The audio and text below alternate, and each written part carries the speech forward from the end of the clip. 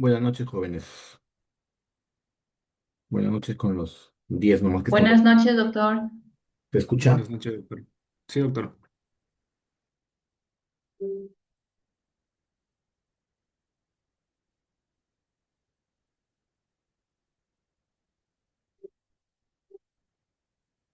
Hola, buenas noches. ¿Me escuchan? Sí, doctor. Sí, Buenas doctor. noches, doctor. ¿Sí se escucha? Ok, muchas gracias.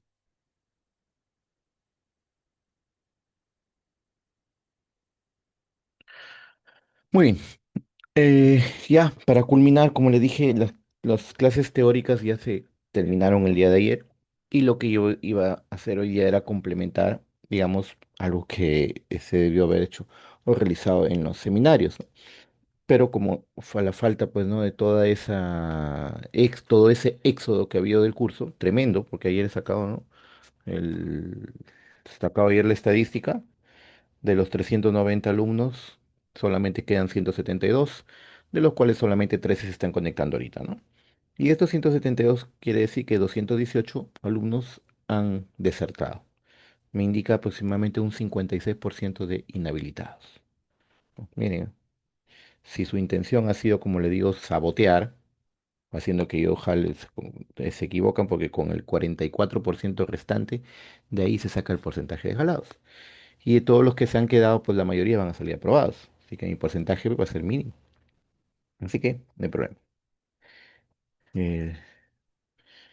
Eh, como les dije, ya culminamos ya el curso con este tema de hoy, que es antiprotozoarios, tema corto, antiprotozoarios y antiectoparásitos, que son temas bastante cortos ya para complementar lo que ya se venía estudiando sobre toda la parte de antimicrobianos, ¿no? Antimicrobianos, la parte de la microbiología, que ustedes ya lo han venido pues estudiando del ciclo pasado, ¿no? Entonces vamos a hablar de ese primer tema. Hay que recordar que los protozoarios pertenecen al reino, ¿se acuerdan de los cinco reinos de Huitaca? Pertenecen al reino protista, ¿ya? Al reino protista. Y eso, el reino protista son células eucariotas, por si acaso, eucariotas, pero unicelulares, ¿ya? O en todo caso, formando colonias, pero no forman tejidos, por si acaso. Ni siquiera como los hongos que forman, digamos, pseudotejidos. No, acá ni siquiera eso. Pueden formar una colonia de varias células, pero cuando hay un cambio en el medio se pueden separar, se pueden separar. No son ni siquiera, no forman tejidos. Son eucariotas unicelulares, ¿ya? Lo mismo que dice ahí. Viven en medios acuosos, líquidos internos de organismos superiores. Algunos son de vida libre, otros son parásitos, ¿no? Y ya saben el término de parasitismo que lo hemos mencionado. Los protozoarios, los protozoarios, que pertenecen al reino protista, se dividen en cuatro clases, como ven aquí. La clase sarcodina, que son producidas por las amebas, hay amebas de vida libre también. La mastigófora o flagelados, son dos, cuyas de vida libre, pues como la euglena, por ejemplo, pero hay otras pues, que producen enfermedades, como están viendo acá, ¿no? La giardiasis, leishmaniosis, tricomoniasis. Los tripanosomas, ¿no? Tripanosoma cruzi, que es produce el mal de Chagas, o el tripanosoma gambiense o brucei, que produce la enfermedad del sueño, ¿no? Que está transmitida por la mosca tsetse, ¿no? En África. Pero la tripanosoma cruzi se produce por digamos, una especie de chinche llamado chirimacha, que provoca infecciones severas en el ser humano. Tenemos lo de clase ciliófora, o ciliados, que la mayoría son de vida libre, la mayoría. Solamente hay una especie que puede producir infección, que es el Balantidium coli, que mayormente produce pues enfermedades diarreicas en inmunodeprimidos o en pacientes que no han sido expuestos nunca a este tipo, ¿no? Y por último, sí, la clase esporozoario. Cada uno de estos grupos, bueno, eso ya se enseñó el ciclo pasado, o sea, tampoco además volverlos a repetir, ¿no? Por ejemplo, los sarcodinos se mueven por pseudópodos, los mastigóforos por flagelos, los cilióforos o ciliados por cilios y los esporosaurios que no presentan órgano locomotor. Por lo tanto, todos los esporosaurios son parásitos, ¿no? Ahí se encuentra el plasmodium, los plasmodium, vivax, falciparum, malaria, ovale, que producen llamado paludismo. Tenemos el Toxoplasma gondii. Tenemos lo que es el neumocistis carini, ¿no? Producida de neumocistosis, una neumonía por neumocistis, que mayormente se inmunodeprimidos. Las, este, los, este, Estas enfermedades gastrointestinales como también en pacientes inmunodeprimidos, el Cryptosporidium, por ejemplo, el Cryptosporidium producido, que es un esporozoario, la Isospora belli, que producen diarreas crónicas en pacientes inmunodeprimidos, ¿no? Entonces, aquí tenemos, por ejemplo, que ustedes pueden ver en este cuadro, los sarcodinos, tenemos la entamoeba, que es la entamoeba histolítica en sí, es patógena. No la encuentran en vida libre, es patógena, produce la disentería mediana. La Naegleria fowleri o la cantamoeba son amebas de vida libres que producen enfermedad. La entamoeba coli sí la puedes transmitir de un humano a otro, ya que si es una enfermedad, una produce enfermedad, es un netamente patógeno. En cambio, la Naegleria o la cantamoeba son amebas de vida libre, que ya creo que les mencioné en la clase anterior. Viven en piscinas mal mal aseadas, con poco mantenimiento, contaminadas en estanques, en lagos, digamos, pantanos, ¿no? Ingresa por la nariz y produce enfermedades graves que son las meningoencefalitis amerianas. Eso sí, no lo vas a contagiar de un humano a otro. Se produce la enfermedad por contaminación, ¿ya? Por eso que son amebas de vida libre que van a producir enfermedad, porque de forma accidental el humano llega a tener contacto con estas amebas. Pero no, el ser humano no está dentro de su ciclo vital. No está dentro del ciclo vital. Son de vida libre. Tenemos los mastigóforos, acá sí tenemos una serie de parásitos que van a producir enfermedades como la leishmania, que produce la UTA, ¿no? La UTA, la leishmania, leishmaniasis cutánea, leishmaniasis visceral. La leishmaniasis cutánea es la llamada UTA, ¿no? Es propio acá de nuestro país, ¿no? Tenemos la Leishmania donovani, trópica, brasilensis, etcétera. Tenemos la dientamoeba, que es fragilis, que no tiene mucha importancia en nuestro medio. Los tripanosomas, Pseudomonas cruzi, que es propio de nuestro este, medio.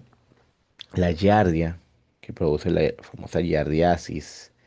Las tricomonas, que producen la tricomoniasis y la tricomonia vaginalis, ¿no? Entre los ciliados, ya les dije, el único que conocemos acá que produce enfermedades es el Balantidium coli.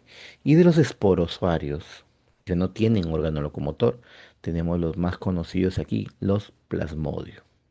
Bueno, vivax, malaria, falciparum, oval. El más severo de todos ellos es el Plasmodium falciparum. Tenemos el toxoplasma, famoso, conocido como enfermedad del gato, ¿no? Pero porque se transmite a través de las heces del gato, pues, ¿no? El Toxoplasma gondii, el Pneumocystis carini, la Isospora hominis o Isospora belli, el Cryptosporidium parvum, que producen diarreas en pacientes inmunodeprimidos, ¿no? Todo eso ya lo han estudiado el ciclo pasado. Simplemente estoy, digamos, recordando. Entonces, la mebiasis. La mebiasis es una infección, digamos, que el nombre lo dice, por amebas, en este caso, la disentería amebiana, la amebiasis producida por la entamoeba histolítica, que es una enfermedad mixta, ya que te va a producir cuadro intestinal y daño tisular. En el intestinal te va a producir la llamada disentería amebiana. Y cuando hay daño tisular te va a producir lo que son los abscesos amebianos, ¿ya? Mayormente, la mayoría de todos ellos son, digamos, intestinales, pero puede ir hacia el tejido. Las amebas, su medio de transmisión es feco-oral. Cuando hablamos de transmisión feco-oral, quiere decir por contaminación, mala disposición de excretas. Nuestro país, digamos, predomina eso. Predomina la mala disposición de excretas. Hay zonas todavía que no tienen desagües. Pacientes que no se lavan las manos después de ir al baño, que hacen en el campo hacen deposiciones en los riachuelos que van hacia las plantas, etcétera. Se ve eso, se ve bastante. Entonces, tenemos Entonces los fármacos se van a dividir dependiendo hacia dónde quieres tratar. Si solamente son enfermedades, una mebiasis netamente intestinal, hay fármacos que solamente actúan, digamos, a nivel intestinal, como el iodoquinol, el diloxánido, el más utilizado el iodoquinol, o el antibiótico que es un aminoglucósido que ya lo hemos estudiado, que es la paramomicina.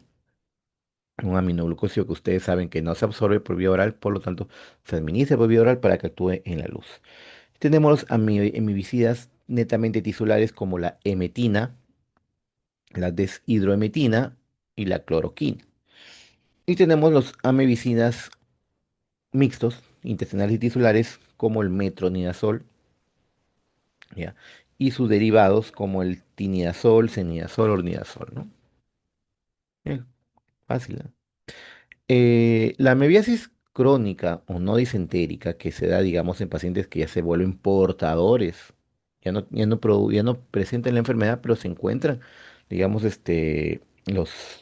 cuando algo que tienen que saber, y me supongo que lo saben, que les han enseñado del lo pasado, cuando el microorganismo,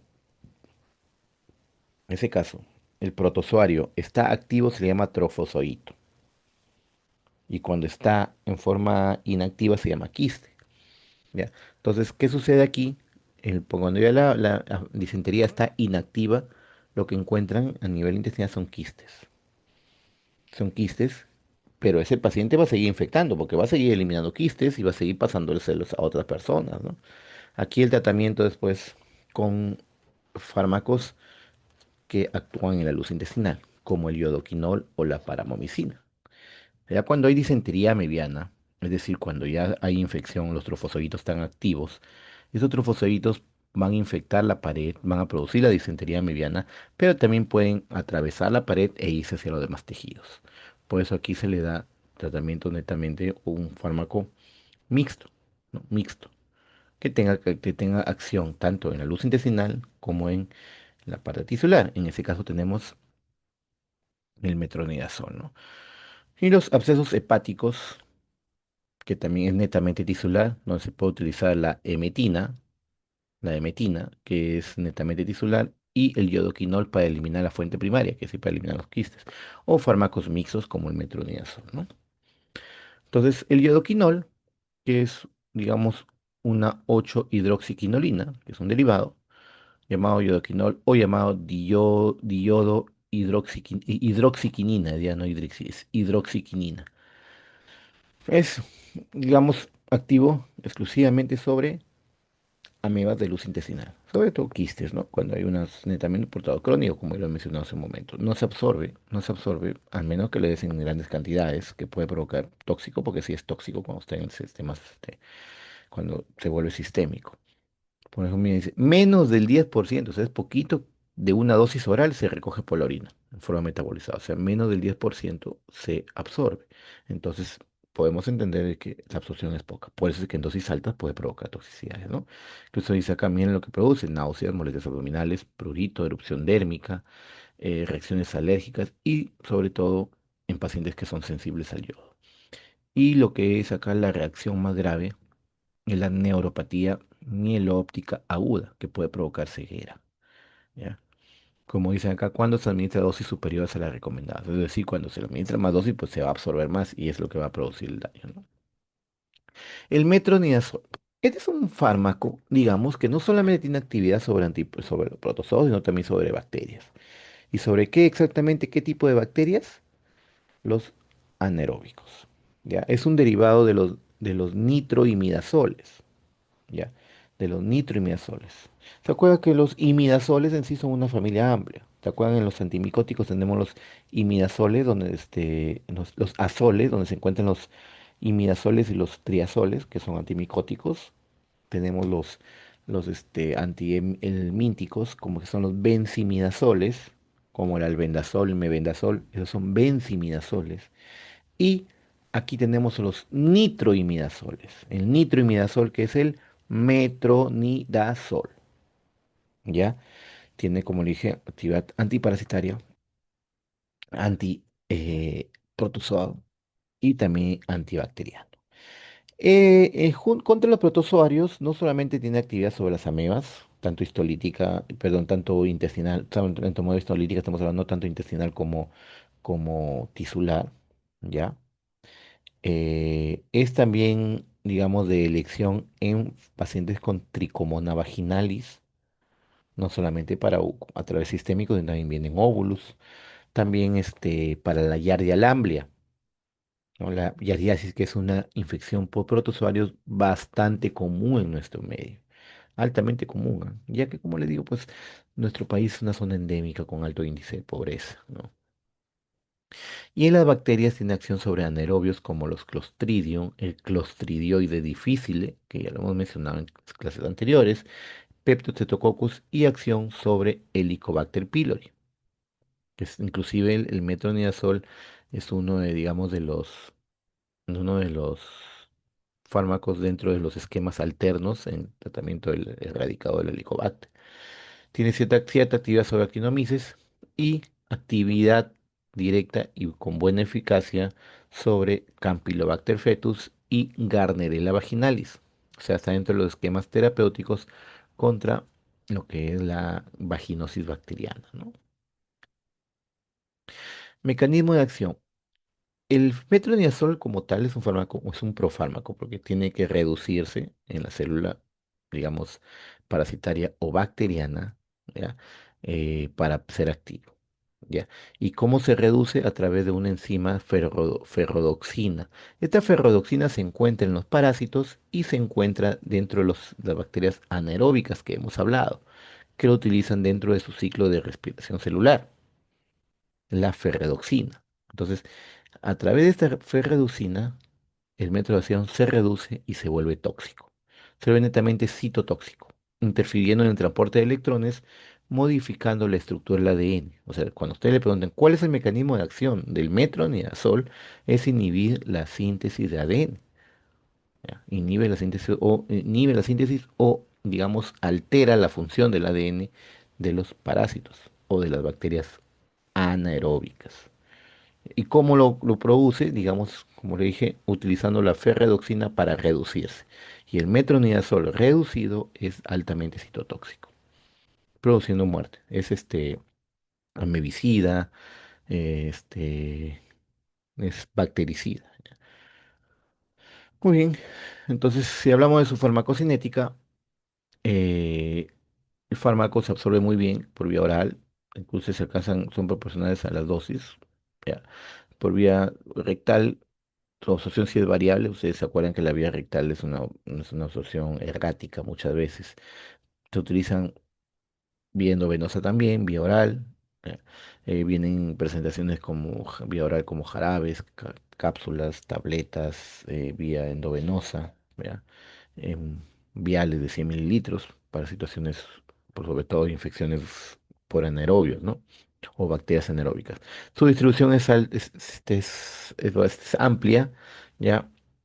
Distintas secreciones, líquido seminal, saliva, dentro de los abscesos, por eso que utiliza para acceso, digamos, abscesos amebianos, ¿no? Interhepáticos, abscesos también bacterianos por anaerobios. Atraviesa la barrera hematoencefálica fácilmente, ¿ya? Por eso también es útil en abscesos cerebrales, ¿ya? Atraviesa la barrera placentaria, se encuentra también en leche materna. El 80% es eliminado por un metabolismo hepático, ¿no?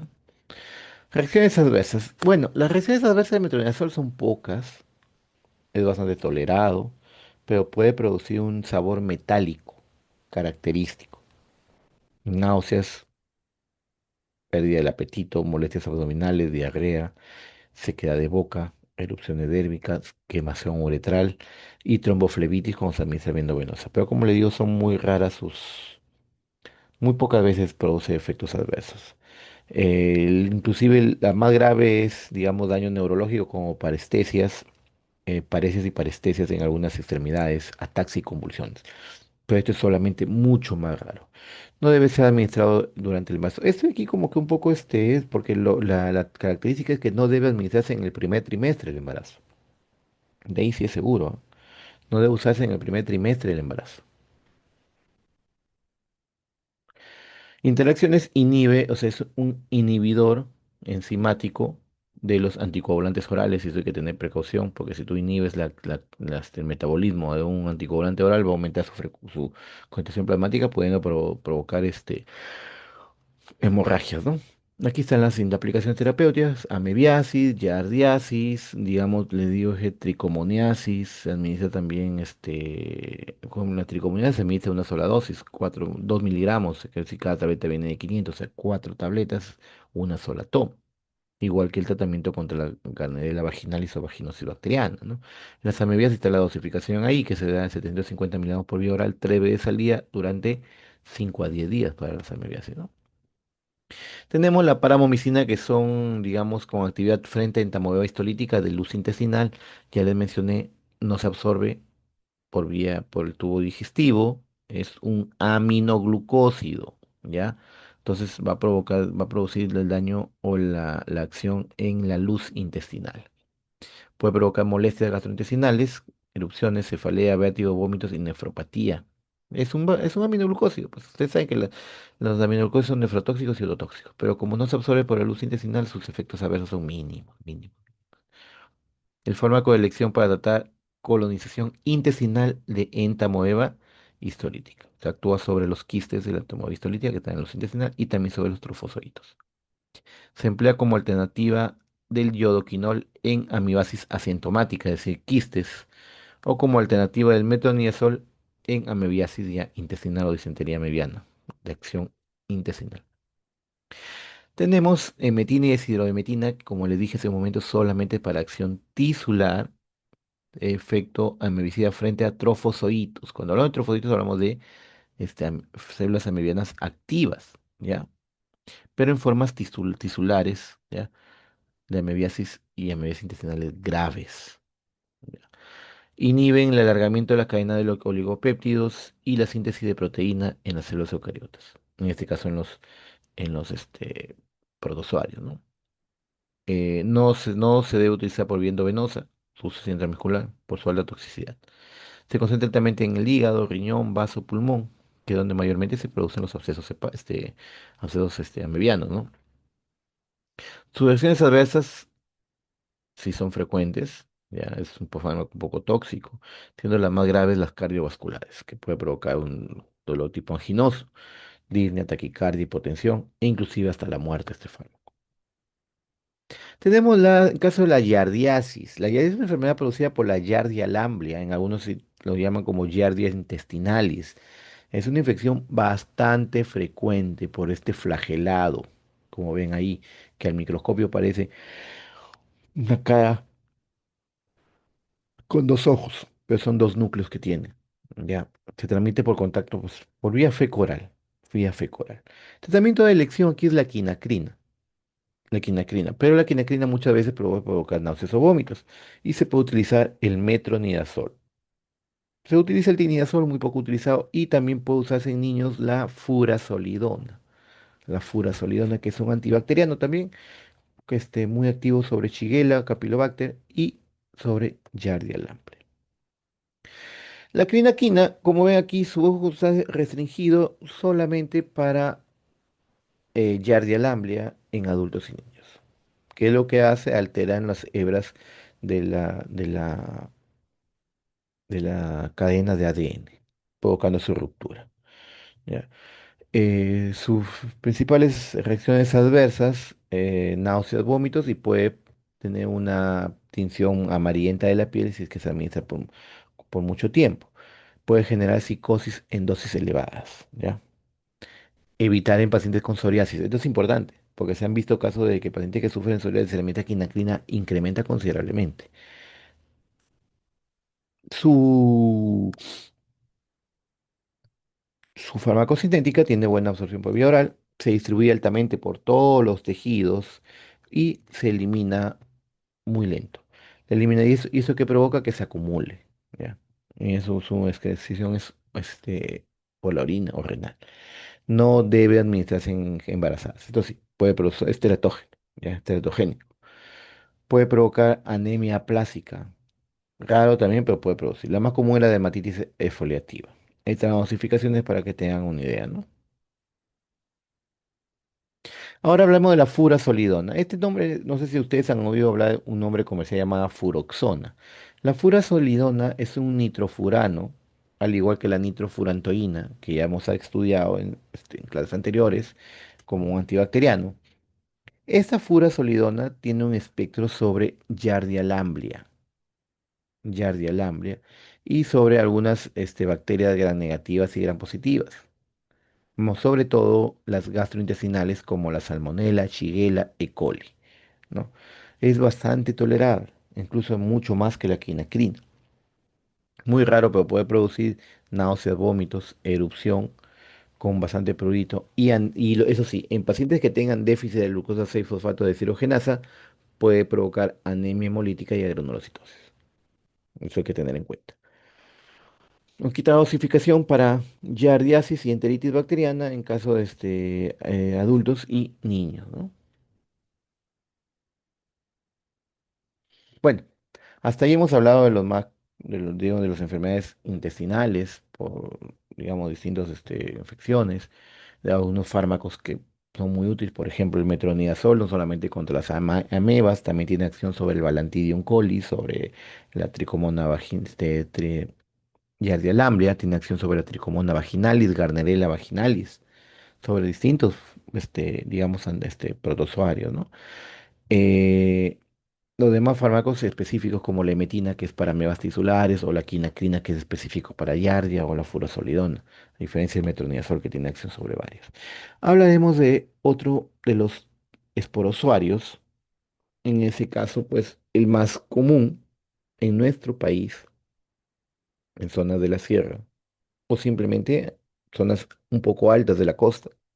Hubo una vez una epidemia de paludismo aquí nomás en Ígimo, Pacora, y no están en las zonas elevadas.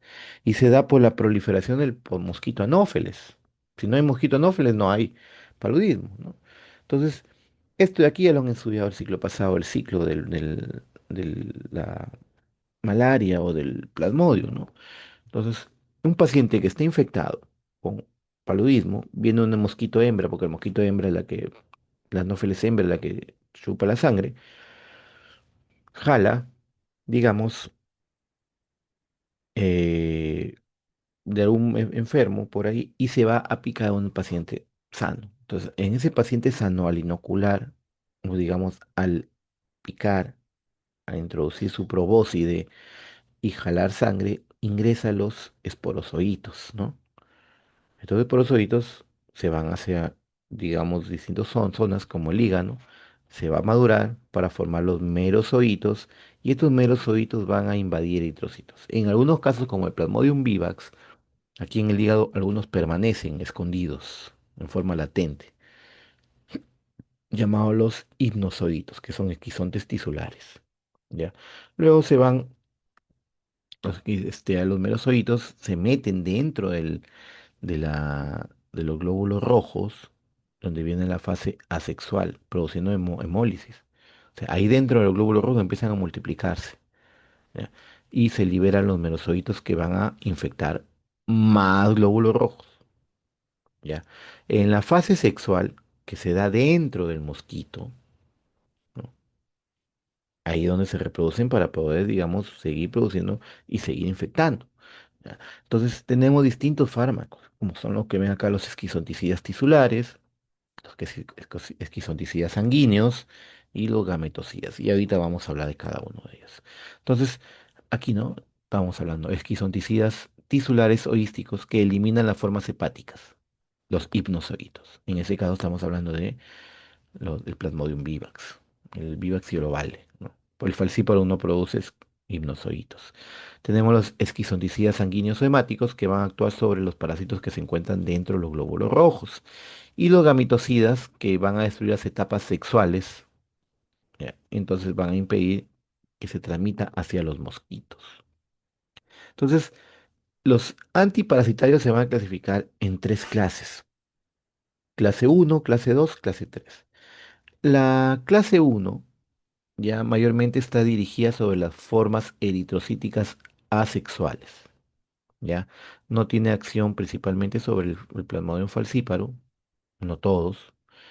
Lo que hacen es tratar o evitar el paludismo sintomático clínico y se puede utilizar como fin profiláctico.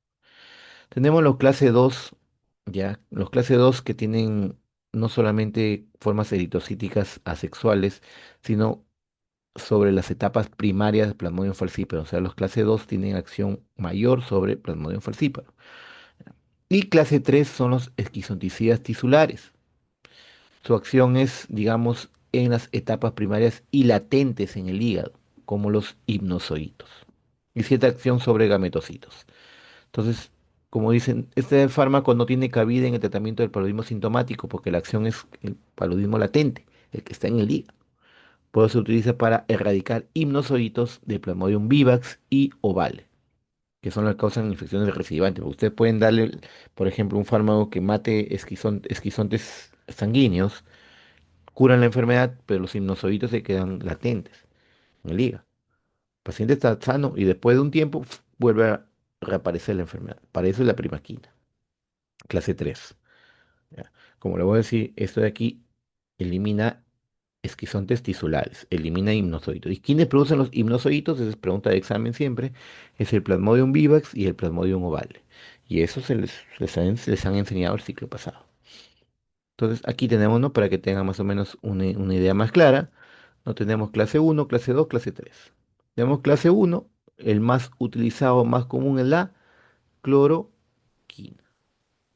Efecto, etapa eritrocítica, esquizonte sanguíneo y cierta actividad sobre gametocitos. La clase 2 tiene acción sobre el esquizonte tisular, o sea, inicial, cuando recién se está formando en el hígado, ¿ya? Los sinusoides son los esquizontes tisulares, digamos, latentes, iniciales acá. Y este es muy activo sobre los esquizontes tisulares del Plasmodium falciparum, ¿ya? El Plasmodium falciparum no produce hipnozoitos, recuerden. Y la primaquina específicamente sobre hipnozoitos, esquizontes tisulares iniciales y gametocitos. Esto de aquí es útil en Plasmodium ovale y Plasmodium vivax, que sí producen hipnozoitos. ¿No? Entonces, el criterio de selección de según la realidad clínica, o sea, lo que nosotros necesitamos es, digamos, la cura clínica, que es para... La cura clínica quiere decir la mejoría del paciente, no la cura total. ¿Qué quiere decir? Quitar la sintomatología. Saben que la fiebre, los pacientes con paludismo tienen escalofríos intensos y fiebres altísimas. Entonces, ¿qué es lo que hace? Por ejemplo, aquí tenemos la cloroquina. ¿Qué es lo que hace? Elimina las formas asexuadas del parásito, las que están dentro de los eritrocitos, lo que producen las fiebres altas y es la hemólisis que se produce al liberarse los esquizontes asexuales eritrocíticos. Por eso dice, elimina las formas asexuadas del parásito. Aquí tenemos la cloroquina. Este es un problema con los falciparum, porque el falciparum genera rápidamente resistencia a la cloroquina. Por eso es que la cloroquina no está dentro del esquema para el tratamiento del falciparum. ¿Ya? Entonces, como hay desarrollo de resistencia a la cloroquina, podemos utilizar otros fármacos como la artemisina, proguanilo o la tobacuona, ¿no? La cura radical es cuando ya se pretende suprimir tanto las formas asexuadas sanguíneas como tisulares. ¿Ya? El falciparum basta con un escoscenticida sanguíneo, pero en cambio el Plasmodium vivaxio vale que les he comentado que presenta o forma hipnozoitos. Por lo tanto, se necesita tratamiento que erradiquen esos hipnozoitos. En este caso está la primaquina. ¿Ya? Profilaxis clínicas en caso para pacientes que están expuestos, profilaxis causal cuando ya se sabe más o menos, digamos, que provoque una mayor infección, y los gametocidas, ¿no? Que son para eliminar formas sexuadas eritrocíticas que van a ser llevadas hacia los mosquitos, ¿no? Todo lo derivado de la quinina puede producir torsades la cloroquina, la hidroxicloroquina, la quinina. Así es. Por eso es que la hidroxicloroquina, que es, digamos, un derivado de la cloroquina, que se utiliza más como antirreumático, como antipalúdico, provoca la prolongación del intervalo QT. Por eso es que empezaron a darles con la citromicina, que también provoca la prolongación del intervalo QT, y y empezaron a producir en la época de COVID, pues, digamos, torsade de Pointés y muerte súbita, que se dio, por eso es que me acuerdo que publicaron en el diario peruano esquema de tratamiento contra COVID, hidroxicloroquina más acitromicina. La gente empezó a morirse y ahí nomás sacaron de los esquemas terapéuticos.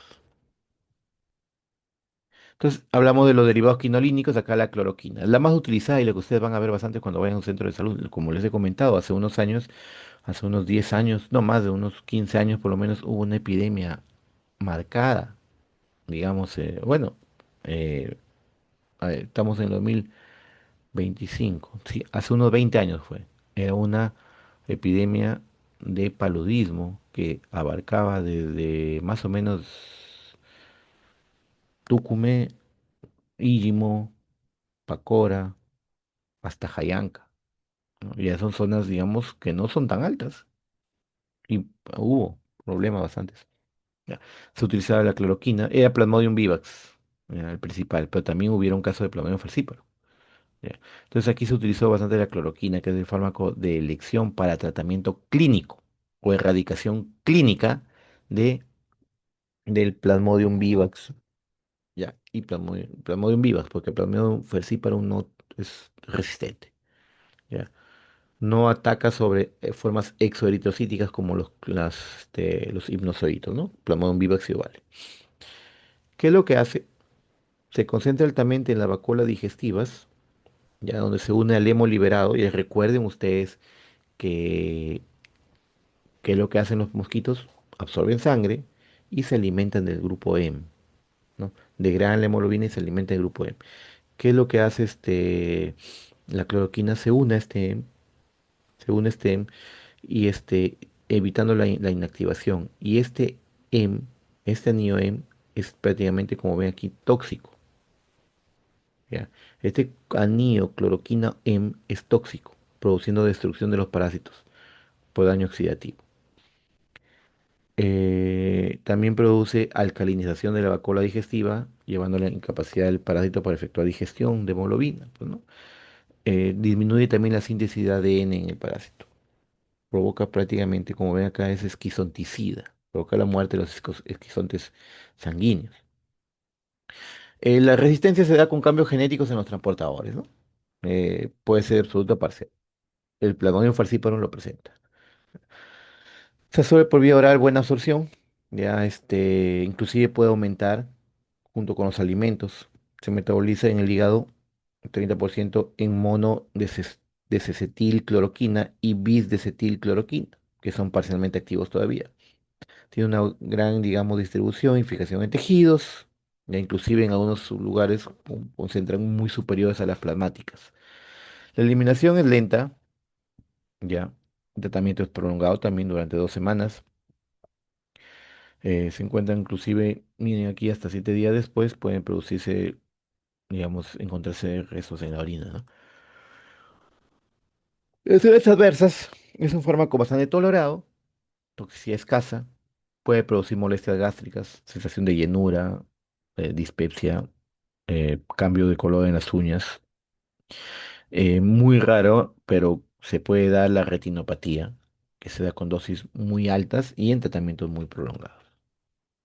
Aplicación terapéutica, ya lo mencioné, ataques agudos de paludismo causados por Plasmodium vivax, ovale y malaria. ¿Ya? Vivax, olario ovale y malaria. No sirve contra falciparum. Controla rápidamente la parasitemia y síntomas clínicos. Es un erradicador o, digamos, clínico. ¿Ya? Evitar en personas epilépticas, miastenia, con psoriasis, porque puede incrementar los síntomas. Pacientes con hepatopatías, otras son gastrointestinales. Su dosis de ajustar en caso de insuficiencia renal. Evitar con agentes acidificantes de orina, porque pueden aumentar la excreción del medicamento. Es seguro en el embarazo, pero puede provocar toxicidad y retinopatía. La hidroxicloroquina sí es segura durante el embarazo, más segura que la cloroquina. Precaución, digamos, dar concomitantemente con fármacos que prolonguen el intervalo QT, ¿ya? Como por ejemplo la acitromicina o los macrólides. Aquí tenemos, ¿no? El esquema de dosis de tratamientos maláricos en adultos, malaria sensible. La malaria resistente a fármaco, en este caso estamos hablando del falcíparo. Tenemos mefloquina, quinina, quinidina, alofantina, artesunato, ¿no? Ahora, la primaquina, ya lo mencioné, es casi exclusivamente en la cura radical de malaria producida por Vivax y Ovale. ¿Por qué? Porque estos dos producen hipnosoditos. Entonces su acción es este, suprimir formas primarias hepáticas y también las latentes, que son los hipnosoditos, y cierta acción sobre gametocitos. Entonces también es gametocitocida, ¿ya? Impide recaída de Vivax y Ovale, como le dije, ya mencioné, porque destruye los gametocitos que ponen o se guardan, se esconden dentro del hígado, ¿no? Vía oral se utiliza en situaciones extremas, se puede utilizar la vía parenteral con precaución de que produzca una hipotensión. No utilizar en embarazadas, hay que tener precauciones. Tenemos otro grupo de fármacos también que se encuentran como antiprotozoarios, no solamente acción sobre antipalúdicos, sino también sobre el toxoplasma, que son los inhibidores de la síntesis de ácido fólico, como la pirimetamina, ¿ya? La pirimetamina tiene la acción similar al trimethoprim, es decir, inhibe la síntesis, inhibe, digamos, la enzima dihidrofolato reductasa. Lo que quiere decir que impide la activación del ácido fólico en ácido tetrahidrofólico, ¿ya? Su selectividad inhibidora es mayor sobre la dihidrofolato reductasa del género Plasmodium, ¿ya? Porque como le dije, también tiene acción sobre toxoplasma, ¿ya? Sobre toxoplasma. Pero como dice, su mayor selectividad es sobre Plasmodium. Por eso utiliza como antipalúdico dentro de los grupos ya de fármacos resistentes a la cloroquina en esquemas de segunda línea o contra el Plasmodium falciparum, ¿ya? Se utiliza, bueno, sola, o sea, la pirimetamina por sí sola como profilaxis de malaria, pero después para el Plasmodium falciparum se utiliza, digamos, un esquema con otros fármacos. Que se prefiere combinación con sulfas para evitar así la resistencia, porque recuerden que la sulfa inhibe la dihidroteroato sintetasa. Y la pirimetamina, al igual que el trimethoprim, las dihidrofolato reductas. Tiene buena absorción, un tiempo de vida media prolongado de 4 días, se distribuye ampliamente en todos los órganos, acumulándose en el riñón, hígado, pulmón y vaso. También pasa la leche materna, ¿ya? Se mantiene en condiciones terapéuticas incluso durante 2 semanas después de haber suspendido el fármaco, ¿ya? Metabolismo parcial. Reacciones adversas puede provocar daños en la médula ósea, es decir, anemia megaloblástica, ¿ya? Puede producir anemia megaloblástica que inhibe la dihidrofolato reductasa. Puede provocar anemia megaloblástica, hay que tener precaución en eso, o administrar con ácido folínico, ¿no? Ya saben que es el ácido folínico, incluso ha venido en el examen.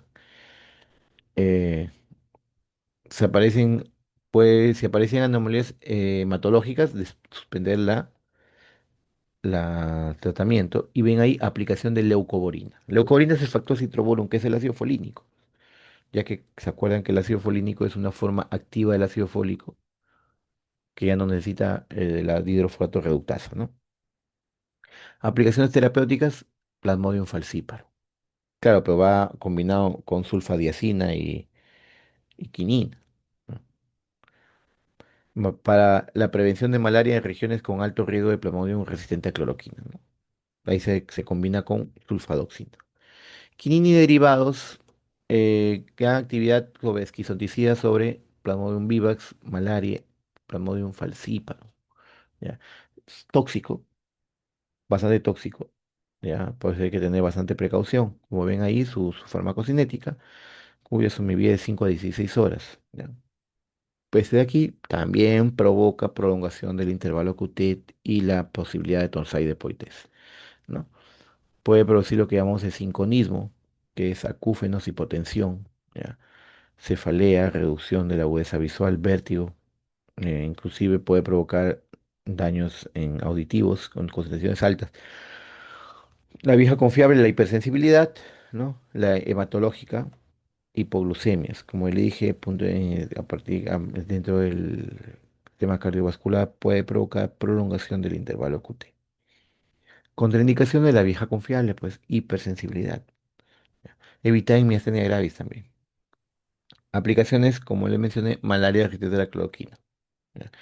En ocasiones se utiliza la quinina con tetraciclina, es para el Plasmodium falciparum una vez. Y algunos antibióticos que se utilizan dentro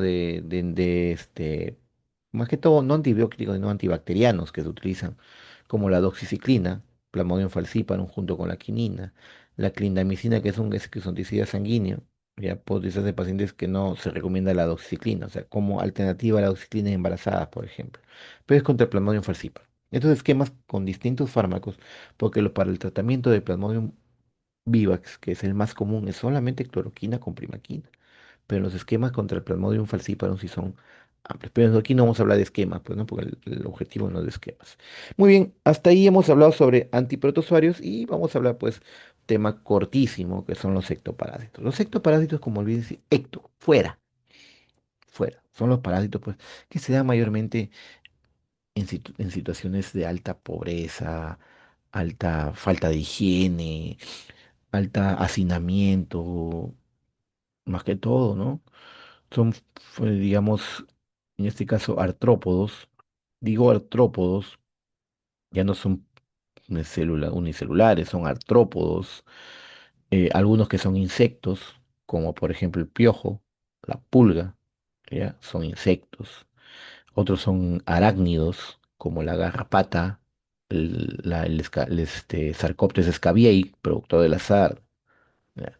Entonces, los chinches también que son insectos, ¿no? Doctor, pero ¿cómo sé que es un insecto y un arácnido? Ya, eso es biología. Eso es biología. Entonces, cuando hablamos de infecciones por pulgas, ya, son patógenos que generalmente infectan las capas superficiales de la piel, por eso le digo.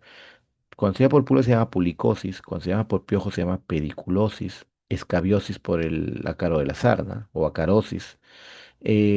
Por las garrapatas se denomina erliquiosis porque la garrapata en sí te puede provocar distintas enfermedades, productos de transmisiones de unos microorganismos, como por ejemplo la erliquia, ¿no? Una enfermedad que a los perros los puede matar, también la Ehrlichia hominis, que produce infecciones en los humanos.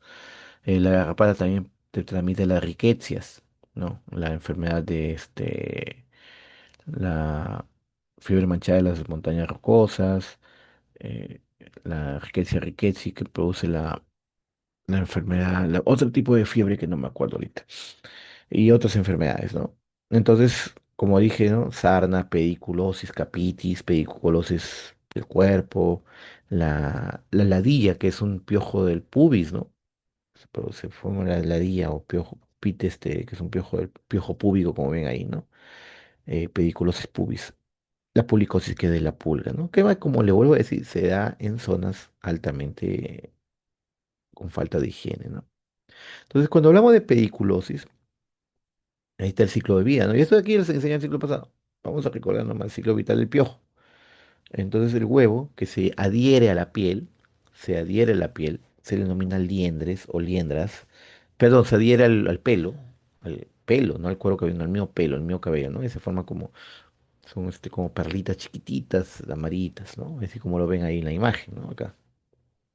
La liendra, que es el huevo. Se eclosiona en 6 a 9 días, donde sale un piojo joven, que es la ninfa.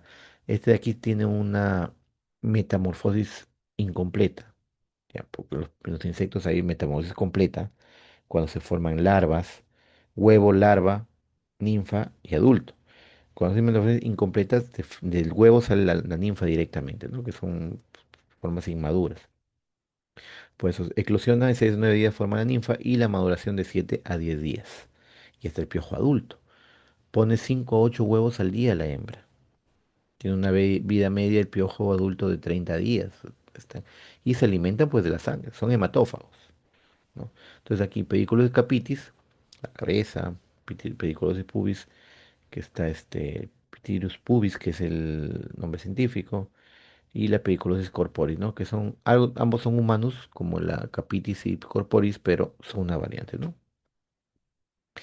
La erliquiosis, como le dije, la erliquia monocítica humana y la granulocítica humana son dadas por una bacteria que la transmite la garrapata.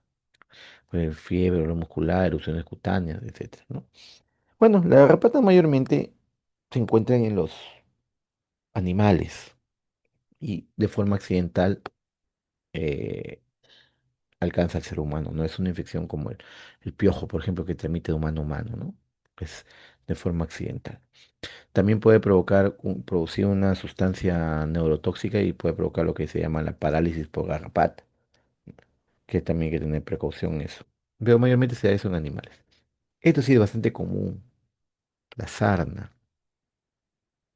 Hay sarna, la sarna de los perros, que caracteriza a los perros, y la sarna del humano, que es, digamos, producida por este ácaro, que es el Sarcoptes scabiei.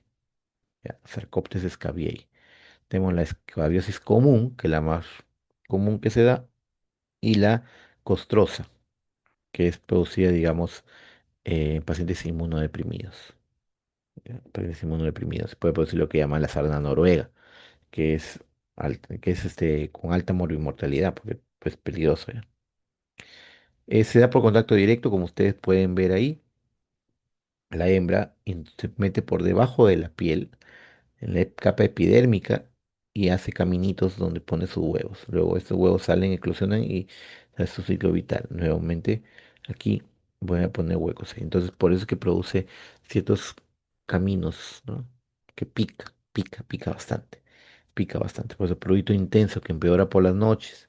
Erupciones cutáneas que pueden presentar pequeñas ampollas, a veces en forma de surcos, ¿no? Como le dije, que es este surquito que forma para poner sus huevos. ¿M? Entonces, para el tratamiento de eso tenemos las piretrinas. Piretrina del tratamiento de los piojos en la cabeza, tratamiento en el cuerpo para la acarosis, ¿ya? Son neurotóxicas para el piojo y para los sarcóptes. Sarcóptes escabiei, pues el ácaro o la sarna. El ácaro es un arácnido, por si acaso. Actúan sobre el sistema nervioso central y periférico, paralizando y causando la muerte. ¿Ya? Solo para uso externo. Vienen lociones en champú, aerosoles también. ¿Ya? Al 5%, que es un poco más concentrado, como ven aquí, para la sarna, ¿no? Al 3% para piojos. Puede ser irritante, ojos, mucosas, puede producir prurito, edema, eritema. Se administra siempre del cuello para abajo. La sarna es muy raro que afecte a la cara. Es distinto en los pacientes con inmunodepresión, como VIH o pacientes post-trasplantados después de quimioterapia. eh, Ahí sí puede producirse, digamos, afección a nivel de la cara, ¿no? Pero después normalmente, por eso es que el tratamiento se administra por las noches, se baña el paciente, se le administra en todo el cuerpo, en la loción, y luego al día siguiente temprano se vuelve a bañar. Son poco tóxicas las piretrinas, en ese caso la permetrina, la más utilizada. También tenemos acá el benzoato de benzil, ¿no? Que se utiliza también para dentro de este grupo. Y este sí es un escabicida tópico muy útil, mu- muy, eficaz contra la sarna y y los piojos, pero es tóxico. Y hay que tener mucha precaución. ¿Ya? Se absorbe en el exoesqueleto, causando estimulación excesiva del sistema nervioso central, causando convulsiones, parálisis espástica y muerte. ¿Ya? Por la piel intacta se absorbe lentamente e incompletamente. ¿Ya? En lesión dañada sí se absorbe más y se almacena en el tejido adiposo. ¿Ya? Es un inductor enzimático, metabolismo hepático, excreto por la orina y las heces. Es tóxico, por si acaso. Hay que tener mucha precaución. ¿Ya? Evitar en embarazo, lactancia, neonatos y niños menores de 2 años. Lesiones adversas, erupción maculopapular, dermatitis de contacto, convulsiones, mareos y que es común, ¿ah? No es raro. Que tuvo irritabilidad, náuseas y vómitos. Puede provocar convulsiones como lo hemos visto, ¿no? Muy bien, jóvenes. Le dije que este temita era corto, alguien por aquí habló.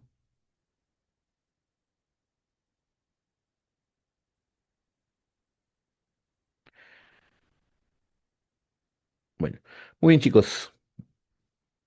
Con los 17 que se han quedado, o al menos que son los que han podido conectarse, que él se venía diciendo hace varios días. Bueno, hasta aquí llega el curso.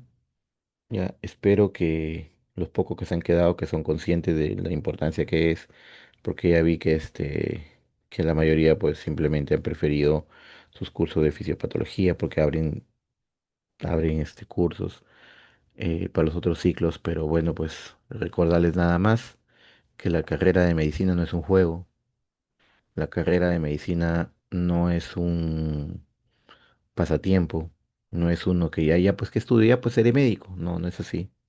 Y si no lo toman en serio, pues lamentablemente en sus manos van a estar vidas humanas. Eso ténganlo por seguro. Y espero no se arrepientan después.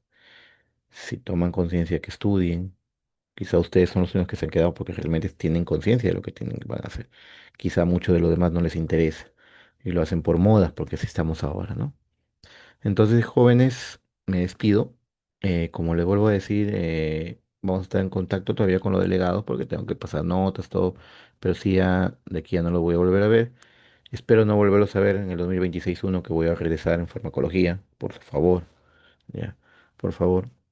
Pero que este ciclo nomás pasen todos, al menos todos los que han quedado, o al menos los 17 que están aquí, punto. ¿Ya? Vamos a, vamos a tomarle pantallazo a los 17 que están aquí para tomarlos en cuenta, porque ya vi que los demás no están. Aquí tengo un grupito, vamos acá, aquí hay un grupito,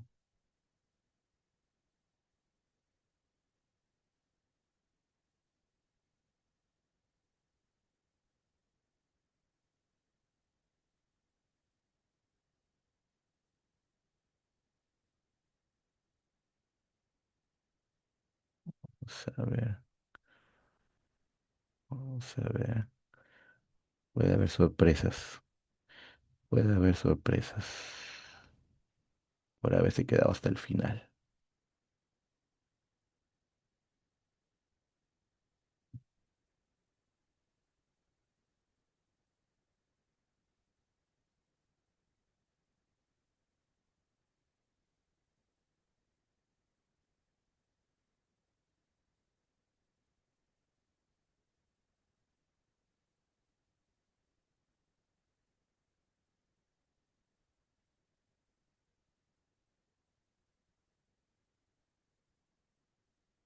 Listo. Como le dije, puede haber sorpresas por quedarse hasta el final.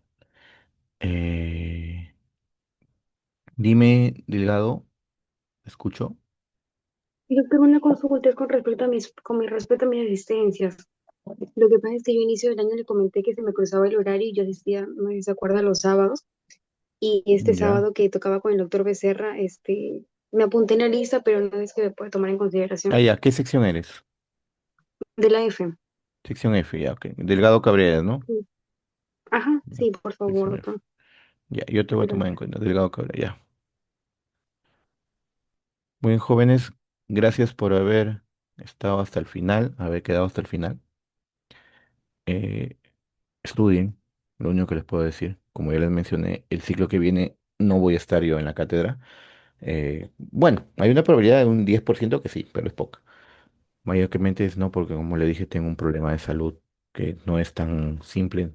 Bueno, relativamente. Bueno, ya ustedes ya saben, tengo cáncer, punto. Ya. Ya para que no estén con especulando por ahí que tendrá, que tendrá, que tendrá. Tengo un tumor maligno.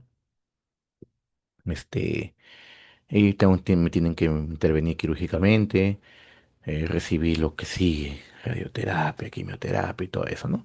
Entonces, esperemos que más adelante, pues como les dije, en vacacional o los 26-1, si es que ya estoy mejor, ya me reuniré con ustedes. El próximo ciclo sí va a seguir, pero voy a hacer virtual. Medicina basada en evidencias. El curso se lo estoy dejando así al doctor Kleiser como coordinador, que se encargue él ya para poder llevar más o menos encaminándonos en lo que el curso como debe ser, ¿no? Y ya en el 26-1, como ya siempre he querido, será prerequisito, pues, al fin, al fin. Bueno, jóvenes, tengan muy buenas noches. Hasta luego. Hasta luego, Estudien, doctor. estudien, por favor, estudien. El Hasta único, luego, lo doctor. único que les pido es que Muchas estudien, ¿de gracias. acuerdo? Hasta Muchas luego, gracias, jóvenes. doctor. Hasta Muchas luego, doctor. gracias, muchas Luego, gracias. Hasta doctor. luego. Gracias, Cuídese doctor. Hasta mucho, doctor. luego. Hasta Hasta luego. luego, chicos. Hasta luego, doctor. Hasta luego. Gracias, doctor.